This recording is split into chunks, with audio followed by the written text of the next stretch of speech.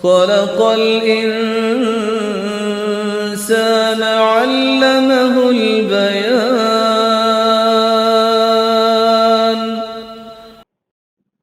نحمده ونصلي على رسوله الكريم، أما بعد، فأعوذ بالله من الشيطان الرجيم. بسم الله الرحمن الرحيم. رب اشرح لي صدري ويسر لي أمري واحلل عقدة من لساني يفقهوا قولي. ترجمہ: وَإِذْ قَالَ، اور جب کہا، موسیٰ علیہ السلام نے، لقومہ اپنی قوم سے، یا قوم اے میری قوم، اذکروا یاد کرو، نعمت اللہ کی نعمت کو، علیکم جو تم پر ہے، اذ جعل جب اس نے بنائے، فیکم تم میں، انبیاء، وجعلکم اور بنایا تم کو، ملوکن بادشاہ، وآتاکم اور دیا تم کو، ما لم یؤتی جو نہیں دیا اس نے، احدن کسی ایک کو، من العالمین تمام جہان والوں میں سے. یا قوم اے میری قوم، ادخلوا الارض داخل ہو جاؤ زمین میں، المقدسۃ مقدس، التی وہ جو، کتب اللہ لکھ دی اللہ نے، لکم تمہارے لیے، ولا ترتدوا اور نہ تم پھر جاؤ، علی ادبارکم اپنی پیٹھوں پر، فتنقلبوا تو تم لوٹ جاؤ گے، خاسرین خسارہ پانے والے. قالو انہوں نے کہا، یا موسیٰ اے موسیٰ، ان فیہا بے شک اس میں، قومن ایک قوم ہے، جبارین زبردست، وَإِنَّا اور بے شک ہم، لن ندخلہا ہرگز ہم داخل نہ ہوں گے اس میں، حتی یہاں تک کہ، یخرجو وہ نکل جائیں، منہا اس میں سے، فَإِن یخرجو پھر اگر وہ نکل جائیں، منہا اس میں سے، فَإِنَّا تو بے شک ہم، داخلون داخل ہونے والے ہیں.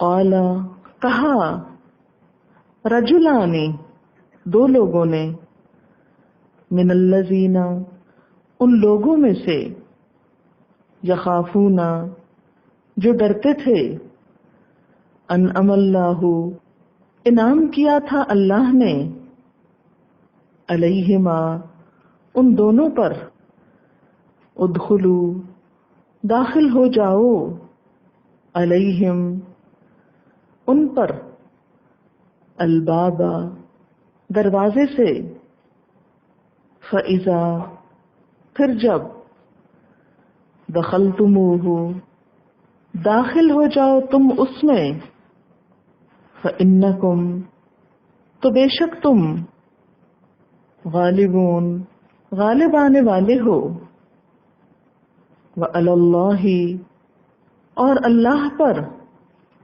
فَتَوَکَّلُوا پس توکل کرو، ان کنتم اگر ہو تم، مؤمنین ایمان لانے والے.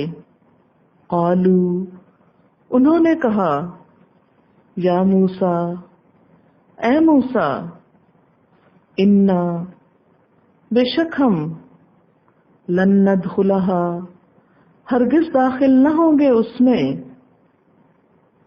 ابداً کبھی بھی، ما داموا جب تک کہ وہ رہیں، فیہا اس میں، فاذھب پس تم جاؤ، انتا تم بھی، وربک اور تیرا رب، فقاتلا تو دونوں جنگ کرو، انا یقیناً ہم، ہا ہنا اس جگہ، قاعدون بیٹھنے والے ہیں، قالا کہا، ربی اے میرے رب، انی بے شک میں، لا املکو نہیں مالک، الا مگر، نفسی اپنی جان کا،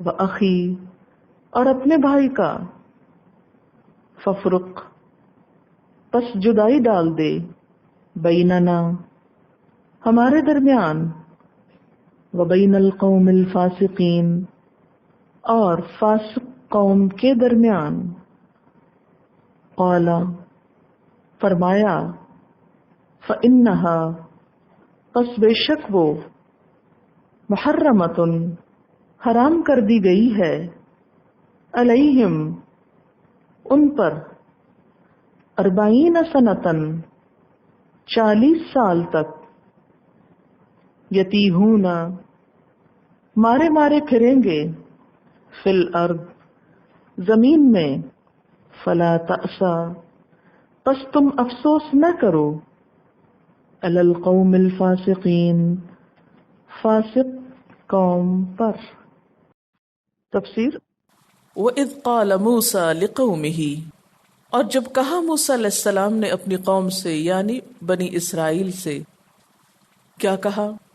یا قومی اے میری قوم، اذکروا نعمت اللہ یاد کرو اللہ کی نعمت کو، علیکم جو تم پر ہے۔ کون سی نعمت؟ اس کی وضاحت ہے آگے، اذ جعل فیکم انبیاء جب اس نے تم میں انبیاء بھیجے، وجعلکم ملوکا اور بنایا تم کو ملوک، تمہارے اندر نبی بھیجے اور تم کو بادشاہ بنایا، تم کو نبی نہیں بنایا، تمہارے اندر نبی بھیجے لیکن تم سب کو بادشاہ بنایا۔ یہ کیسے؟ بادشاہ تو ایک ہوتا ہے، پوری قوم تو نہیں ہوتی۔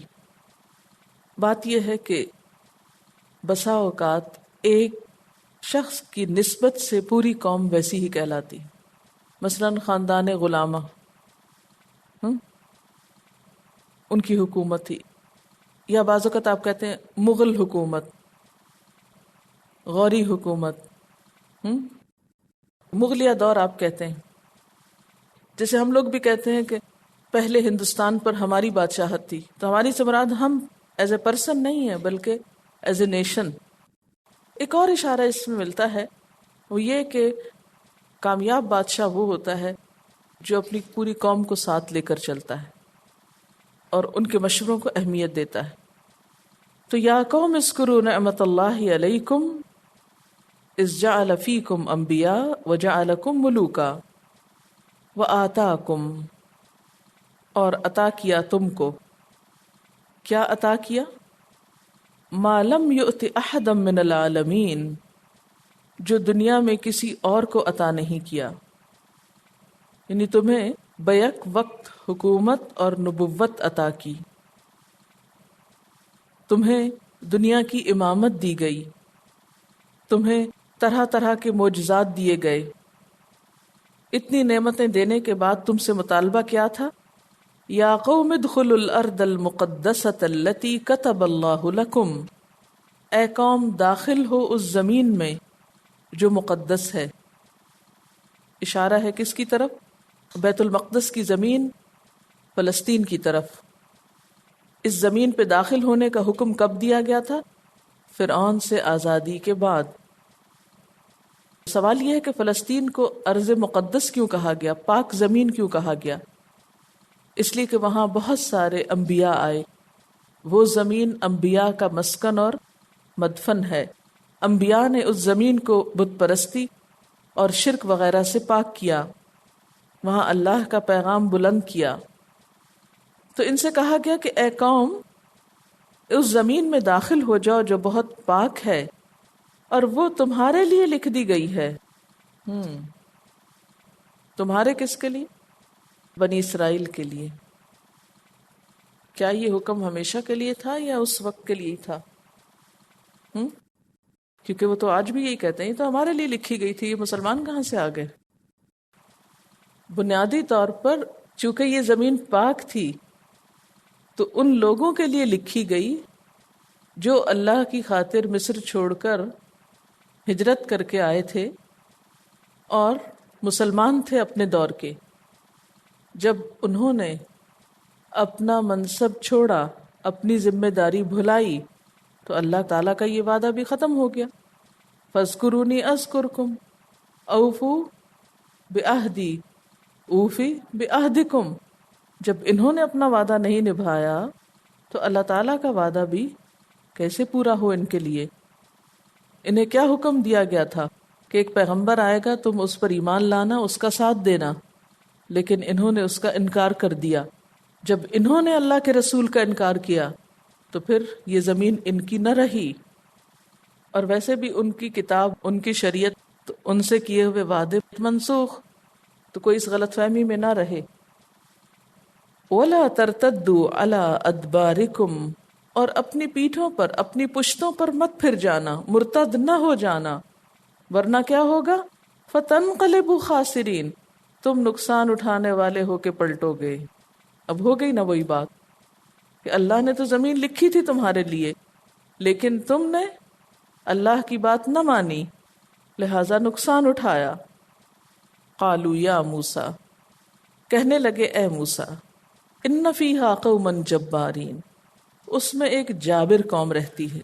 جبارین کا لفظ جبار کی جمع ہے۔ جبار کے معنی ہوتے ہیں قد آور کے، لمبے قد والا شخص، زور آور، جسے تگڑا بولتے ہیں نا، طاقتور۔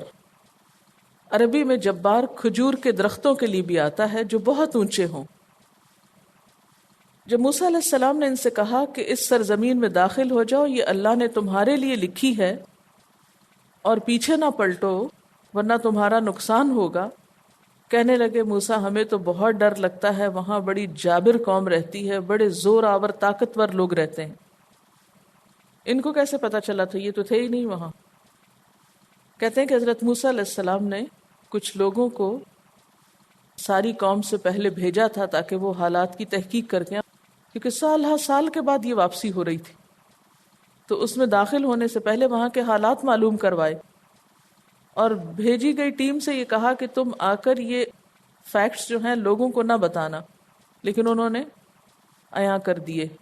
اس سے قوم ڈر گئی کہ ہم تو وہاں نہیں جا سکتے، ہم تو ان کے مقابلے میں بہت چھوٹے ہیں۔ تورات میں آتا ہے باب گنتی میں، وہ ملک جس کا حال دریافت کرنے کو ہم اس میں سے گزرے، ایک ایسا ملک ہے جو اپنے باشندوں کو کھا جاتا ہے، اور وہاں جتنے آدمی ہم نے دیکھے وہ سب قداور ہیں، اور وہاں ہم نے بنی عناق کو بھی دیکھا جو جبار ہیں اور جباروں کی نسل سے ہیں، اور ہم تو اپنی ہی نگاہ میں ایسے تھے جیسے ٹڈے ہوتے ہیں، اور ایسے ہی ان کی نگاہ میں تھے۔ یہ ٹڈے کیوں بن گئے تھے؟ بزدل ہونے کی وجہ سے۔ جس دل میں ایمان نہیں ہوتا پھر وہ دل بزدل ہو جاتا ہے۔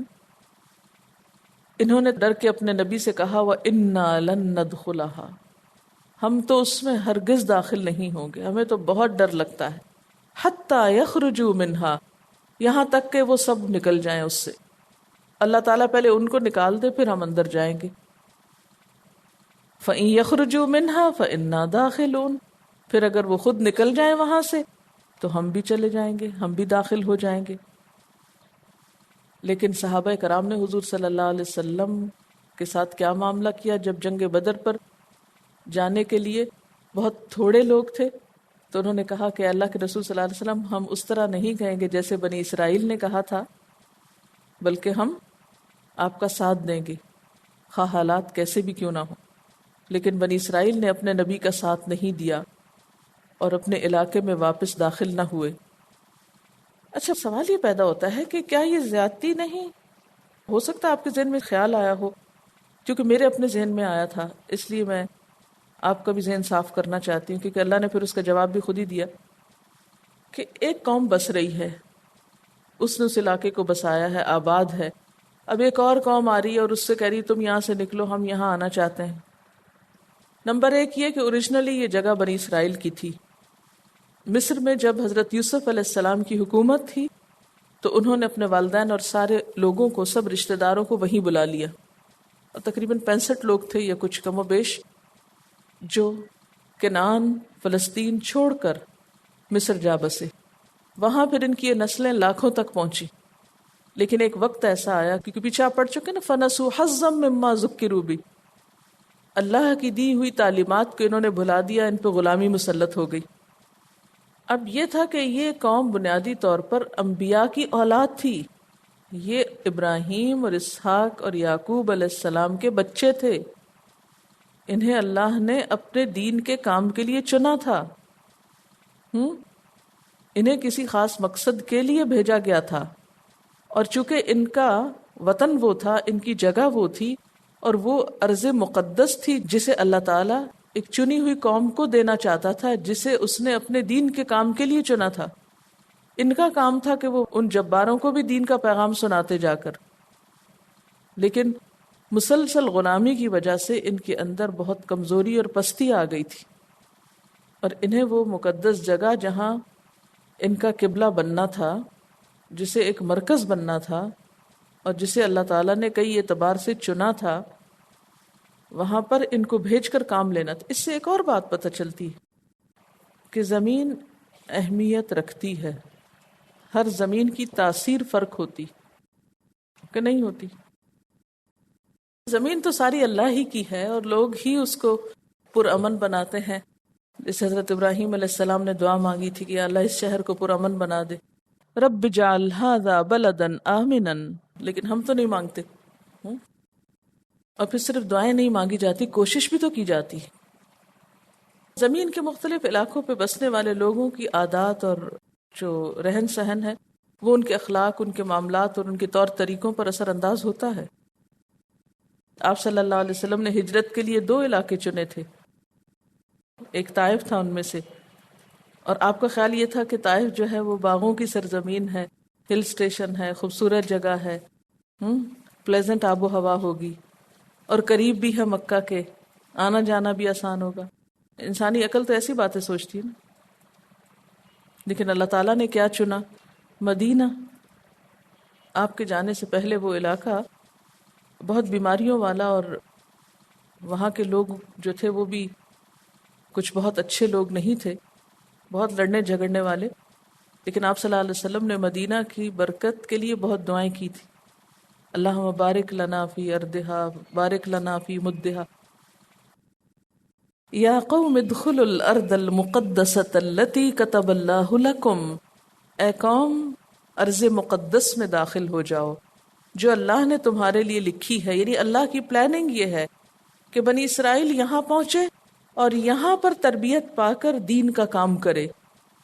وَلَا تَرْتَدُّوا عَلَىٰ أَدْبَارِكُمْ فَتَنْقَلِبُوا خَاسِرِينَ، اور پیچھے نہ ہٹنا ورنہ ناکام و نامراد پلٹو گے۔ قَالُوا يَا مُوسَىٰ إِنَّ فِيهَا قَوْمًا جَبَّارِينَ، اے موسیٰ اس میں تو بڑے جابر لوگ رہتے ہیں، کیونکہ جب یہ لوگ نکل گئے وہاں سے تو ایک بہادر قوم تھی عمالقہ کی، وہ یہاں پر آ بسی، انہوں نے اس علاقے کو اپنے زیر تسلط کر لیا۔ وَإِنَّا لَن نَّدْخُلَهَا، اور ہم تو ہرگز نہیں اس میں داخل ہوں گے، حَتَّى يَخْرُجُوا مِنْهَا، یہاں تک کہ وہ وہاں سے نکلیں، فَإِن يَخْرُجُوا مِنْهَا فَإِنَّا دَاخِلُونَ، وہ نکلیں گے تو ہم داخل ہو جائیں گے۔ قَالَ رَجُلَانِ، 2 لوگوں نے کہا۔ یہ کون 2 لوگ تھے؟ کہا جاتا ہے کہ ایک یوشع بن نون تھے اور دوسرے کالب تھے، کاف الف لام بے، کالب۔ قال رجلان من الذین یخافون، کہنے لگے 2 لوگ ان میں سے جو ڈرتے تھے، کس سے؟ اللہ سے، انعم اللہ علیہما، جن کو اللہ نے اپنی نعمت سے نوازا تھا. کیا نعمت تھی ان پر؟ یوشع بن نون کی قیادت میں آئندہ پھر فلسطین فتح ہوا تھا. ادخلوا علیہم الباب، دروازے کے ذریعے ان لوگوں پہ جا داخل ہو. فاذا دخلتموہ، پھر جب تم اس دروازے سے داخل ہو جاؤ گے، فانکم غالبون، تو یقیناً تم ہی غالب ہوگے. کیوں ڈرتے ہو؟ چلو تو. وعلی اللہ فتوکلوا، اور اللہ پر پس توکل کرو. ان کنتم مؤمنین، اگر تم مومن ہو، اگر تمہارا ایمان ہے. تو اس سے کیا پتہ چلتا ہے؟ توکل بھی اللہ پر ایمان اور اعتماد سے آتا ہے. یعنی اتنی سی بات ہے، تم نکلو تو صحیح، قدم تو اٹھاؤ، راستہ پھر اللہ بنائے گا، سب مشکلیں آسان ہو جائیں گی. تم پہنچو گے، تمہاری کثرت دیکھ کے وہ ڈر جائیں گے تم سے، تم انہیں مغلوب کر لو گے. قالوا یا موسیٰ، کہنے لگے اے موسیٰ، انا لن ندخلہا، بے شک ہم ہرگز نہ داخل ہوں گے اس میں، ابداً، کبھی بھی، کبھی نہیں جانے کے، ما داموا فیہا، جب تک وہ اس میں ہیں، ہم نہیں جا سکتے.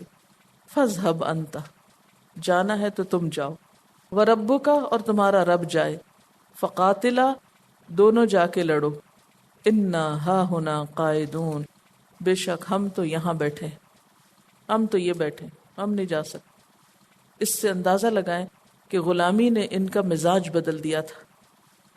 کس طرح یہ سست اور بزدل اور بے ہمت لوگ تھے کہ آگے بڑھنے اور جانے کو تیار ہی نہیں، کچھ کرنے کے روادار ہی نہیں، بیکار لوگ.